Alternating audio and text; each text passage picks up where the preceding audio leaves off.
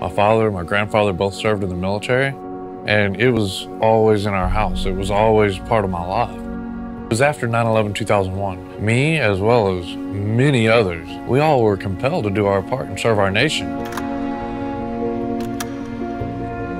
On my second deployment, I was with the 10th Mountain Division. On February 19, 2007, my Humvee was hit by a roadside bomb that was estimated to be about 700 pounds of explosives buried in the road. It's a miracle any of us survived. But I did lose 3 soldiers that day. I lost 3 friends, not just soldiers. While I was laying on the ground, my roommate was straddling over me, looking down at me. I got a glimpse of my reflection in his glasses, and I could see that my face was charred black. I could see that I had fingers missing, and I start panicking and going into shock. We get to the hospital, there's lights all over me, and there are people all around me that cut my clothes off and stripping me down. And I'm like, somebody please tell me where my friends are. Tell me what's going on. And then finally, the doctor that was standing up above me here, he looks down at me and he says, "You'll find out in a couple of months." Everything went black. They induced me in a coma. I spent about 48 days. I've been very blessed. And sometimes I don't know why.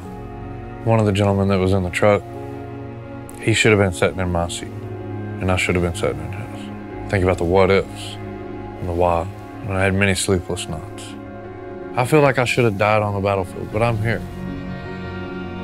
I feel like God's given me an opportunity to grow as an individual and have another lease on life. Going through my recovery was extremely hard. When you're that injured to where you literally have to teach yourself how to walk again, how to talk again, all these things that are taken for granted. I went from being a combat soldier that does 25 to 30-mile ruck marches to the guy that can make it from one end of the hall to the other without falling down. That was mentally and emotionally crippling on top of the physical recovery. You know, when you look at these scars, a lot of people, I think, just look at me and say, that guy's been through it physically. Not everybody looks at the rest of the dynamics in that individual's life. The family component. Now, I'm a father. I've got people in my life that had this experience with me. I think people sometimes just get wrapped up on the physical thing, but what about all those other dynamics? Mental issues, PTSD, TBI.